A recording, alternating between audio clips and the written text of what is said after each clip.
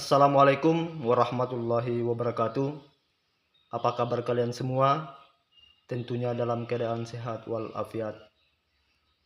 Pada pembelajaran kali ini kita akan membahas tentang bab keagungan Allah Subhanahu wa taala dengan tunduk pada perintahnya dengan materi sujud syukur, sujud sahwi, dan sujud tilawah.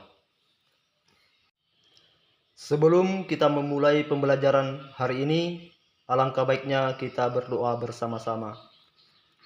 Bismillahirrahmanirrahim. Raditu billahi rabba wa bil islami dina wa bi Muhammadin nabiyya wa rasulah. Rabbi zidni ilman warzuqni fahman.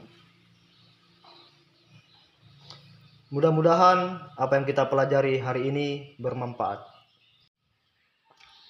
Adapun tujuan pembelajaran hari ini yaitu yang pertama, memahami pengertian sujud syukur, sujud sahwi, dan sujud tilawah. Yang kedua, mengetahui tata cara pelaksanaan masing-masing sujud. Yang ketiga, mengerti kapan dan dalam situasi apa saja ketika sujud ini dilakukan. Untuk materi yang pertama adalah sujud syukur. Sujud syukur adalah sujud yang dilakukan sebagai ungkapan syukur kepada Allah Subhanahu wa taala atas nikmat atau karunia yang diberikan. Allah berfirman dalam Al-Qur'an surah Al-Ibrahim ayat 7, wa izta'azzana rabbakum la in sakartum la azidannakum wa la in kafartum inna azabi lasadid. Yang artinya, sesungguhnya jika kamu bersyukur pasti kami akan menambahkan nikmat kepadamu, dan jika kamu mengingkari nikmatku maka sesungguhnya azabku sangat pedih. Selanjutnya, sebab-sebab dilakukannya sujud syukur. Yang pertama, dilakukan ketika memperoleh nikmat dari Allah Subhanahu wa taala. Sujud syukur dilakukan ketika memperoleh nikmat seperti kabar yang menyenangkan. Kita dapat melakukannya langsung ketika nikmat itu diperoleh. Yang kedua, terhindar dari bahaya atau musibah. Sujud syukur dilakukan pula ketika kita dapat terhindar dari bahaya. Sujudnya dilakukan ketika bahaya itu terhindar dari diri kita, baik itu diri kita maupun dari keluarga kita. Selanjutnya, tata cara sujud syukur. Tata cara sujud syukur cukup mudah untuk dipraktekkan dan dilaksanakan. Adapun tata cara yang dimaksud adalah sebagai berikut. 1. Menghadap kiblat. 2. Niat untuk sujud syukur. 3. Sujud seperti sujud dalam sholat dengan membaca doa sebagai berikut. Subhanallahi walhamdulillahi wa la ilaha illallahu wallahu akbar. Yang artinya, Maha suci Allah dan segala puji bagi Allah. Tiada Tuhan selain Allah. Allah Maha Besar. 4. Duduk kembali. Dan kelima, salam. Materi selanjutnya yaitu tentang sujud sahwi. Sujud sahwi adalah sujud yang dilakukan untuk mengatasi kelupaan atau kekeliruan dalam sholat, seperti lupa jumlah rakaat atau bacaan. Hukum melaksanakan sujud sahwi adalah sunnah. Sebagaimana pada hadis dari Abu Sa'id Al-Khudri, riwayat Muslim, Nabi Muhammad SAW bersabda, yang artinya, apabila salah seorang di antara kamu ragu dalam sholat, apakah ia telah mengerjakan 3 atau 4 rakaat, maka hendaklah menghilangkan keraguannya dan sholatnya diteruskan menurut apa yang ia yakini. Kemudian hendaklah ia sujud 2 kali sebelum salam. Sebab dilakukannya sujud sahwi. Sujud sahwi dilakukan karena beberapa alasan. Di antaranya adalah 1. Lupa tidak melakukan salah satu rukun sholat, seperti rukuk atau sujud. 2. Ragu atau lupa jumlah rakaat. 3. Lupa membaca doa kunut bagi orang yang terbiasa membaca kunut. 4. Lupa mengerjakan tasyahud awal. Dan kelima, kekurangan atau kelebihan jumlah rakaat. Seseorang harus segera berdiri dan melengkapi rakaat apabila ada yang mengingatkan bahwa rakaatnya kurang. Selanjutnya ia melakukan sujud sahwi. Tata cara sujud sahwi. Apabila seseorang lupa akan bilangan sholat yang sedang dikerjakan atau lupa tidak melakukan tahiyat awal, maka melakukan sujud 2 kali sebelum salam. Bagaimana caranya? Berikut ini adalah beberapa langkahnya. 1. Sujud sebelum salam setelah membaca tasyahud akhir dengan bacaan sebagai berikut. Subhana man la yanamu wa la yashu, yang artinya Maha suci Allah yang tidak tidur dan lupa. 2. Bangun dari sujud dengan mengucapkan takbir. 3.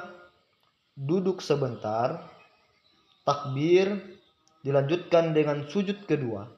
Doanya sama seperti sujud pertama. Dan 4. Duduk kembali dan diakhiri salam. Materi selanjutnya adalah sujud tilawah. Kalian pernah melihat orang yang sujud ketika membaca Al-Quran, itu disebut dengan sujud tilawah. Sujud tilawah dilakukan ketika membaca ayat-ayat sajadah dalam Al-Quran, baik ketika sholat maupun di luar sholat.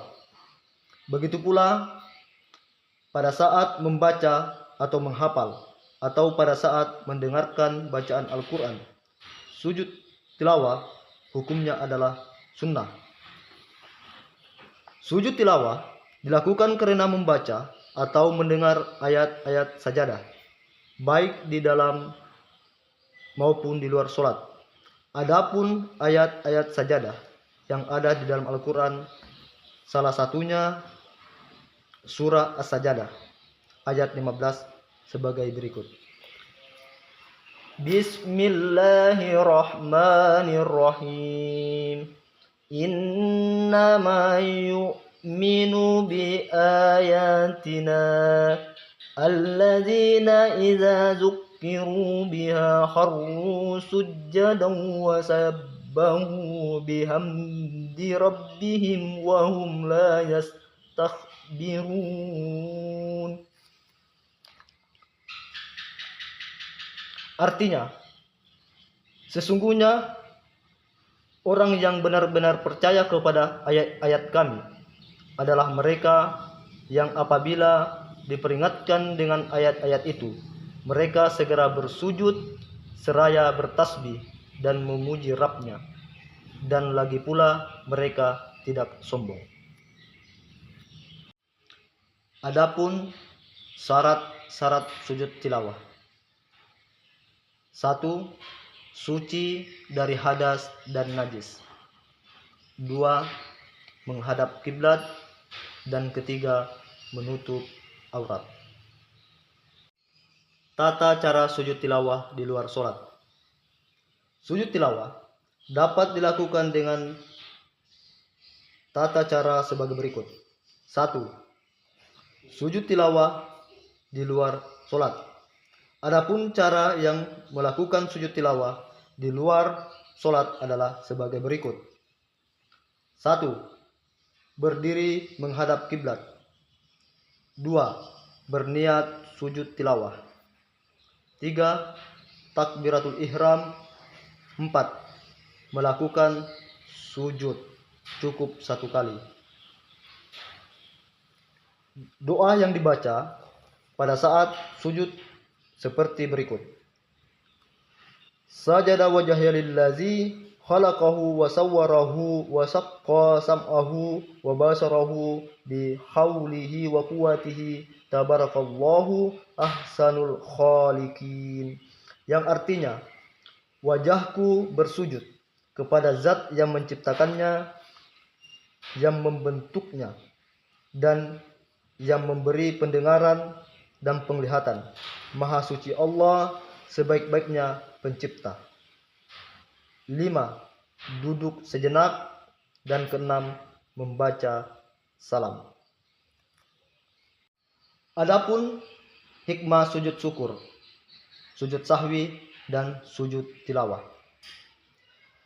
Kalian tentu sudah memahami sujud syukur, sujud sahwi, dan sujud tilawah. Kalian dapat mempraktekannya dalam kehidupan sehari-hari. Ketika sujud ini mengajarkan sesuatu yang berharga untuk mewujudkan kebaikan diri dan dalam kehidupan bermasyarakat. Pelajaran berharga yang dapat dipetik dari ketiga sujud tersebut antara lain. 1. Manusia tidak boleh sombong dan angkuh walaupun punya kelebihan. 2. Memahami bahwa setiap orang pasti pernah berbuat salah. Apabila seseorang mengakui kesalahan dan minta maaf, maka kita hendaknya memberi maaf. 3. Manusia tempatnya salah dan dosa, sehingga ketika melakukan kesalahan, hendaknya segera meminta maaf. 4.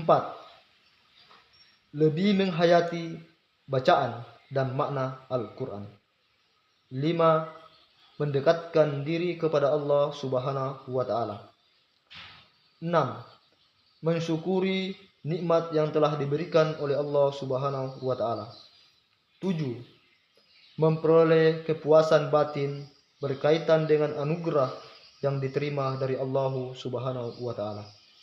Dan yang ke-8, memperoleh tambahan nikmat dari Allah Subhanahu wa Ta'ala dan selamat dari siksanya. Demikian pembelajaran kita hari ini. Semoga apa yang kita pelajari hari ini dapat kita terapkan dalam kehidupan sehari-hari. Amin, amin ya rabbal alamin. Sekian dan terima kasih. Assalamualaikum warahmatullahi wabarakatuh.